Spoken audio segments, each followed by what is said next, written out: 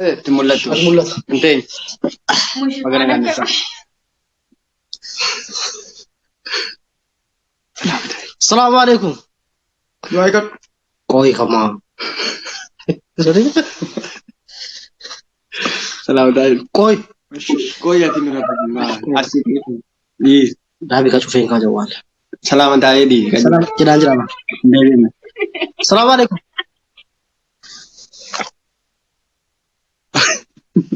سلام دايم بس كا شيكين ثارو دلنا نرجعي السلام عليكم وعليكم السلام ورحمة الله.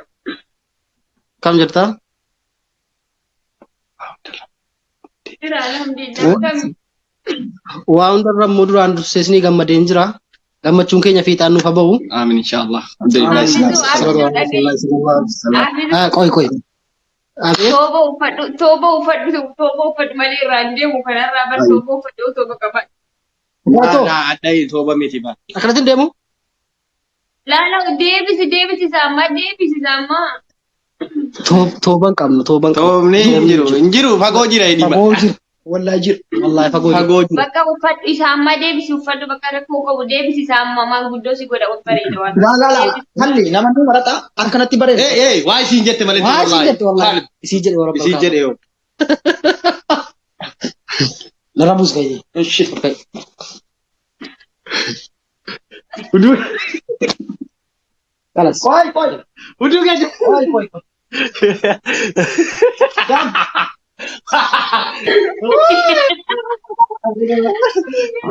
Intane أمو namni mon kolfitisi. أقول في دوا فتاة أمني بركينا يرو أنده بكا أندتي وأنا يبوي شامله واي كل فقاعد أبدي كنا فتاة لا النتي جول Tutu lo kanya mulla.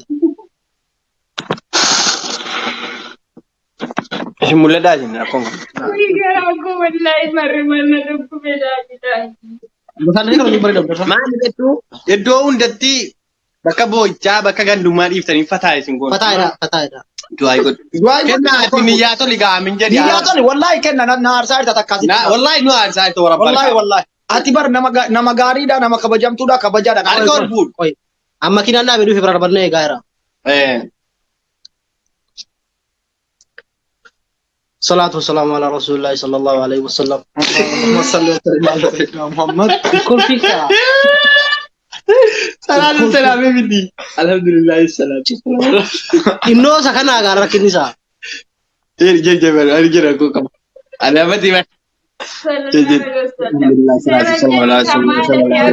bina jaga senam Amin. Koi ni jedhu. Rabbi na jagi sana basu. Amin. Rabbi ada berada ke sini. Amin. Rabbi ni murke sini desu. Amin. Bulting ke sakum bultiga gari Rabbi sini god. Amin. Kalau tinur tani tini lama tata ni usai tata ni kata Rabbi sini god. Amin. Allahumma salli. wasallam ala sayyidina muhammad kunti kana challenge warahmatullahi wabarakatuh warra amantii biraa akkam naga jirtu fayyaa keessanii baga naga jiraattan isiniin jedha sanbata guddaa dhufu kana guyyaa 25 Disembarii 25 sa'a 4 akka Itoophiyaatti tapha warra ollaa wajjin qaba Oromootiyaa tapha kanallee taphachuu fedheetii miti warroota mana jaalatuu fi na kabajatuyyuu akka taphadhuuf yeroo iddoo natti dubbataa ture didaa ture tapha lamaa dabarsee ture kun sadaffaadha kanammoo kaansil gochuun hamilee kiyyaafis hamilee namoota na kabajaniif na jaalataniifis waan natti ulfaateef taphachuufi kanaafuu ilmaan aayyaa Oromootii qaqqaaliif gaggaarii akkanarraan hafne isiniin jedha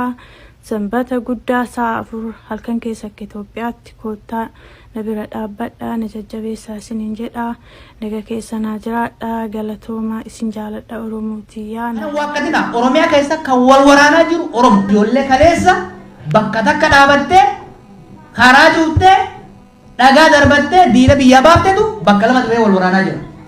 This is fact. Waraana kana dhaabaa jechuun haraam taanaan anaazaa baaseetu. Dhugaan isin jira. Dhaabbachuu qaba.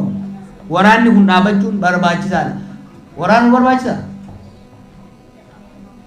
Garuu waraana lama fi wal waraanaa nama keenya fixu. Ini dhageessanii ni daangaa gama giddaa ayyaanaatiin waan ta'aa jiru. Gama karrayyuutiin waan ta'aa jiru.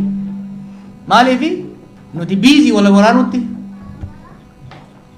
duriyyee fedhe nutti taphata jechuudha. Duriyyeen Oromoo taphataa ittiin isin jeemi. Maaliifi humni silaa nagaa uummataa eegsisuu qabu. Biiziidha nagaa wal dhorkuu irratti. Kanarraa ka'eeti sanillee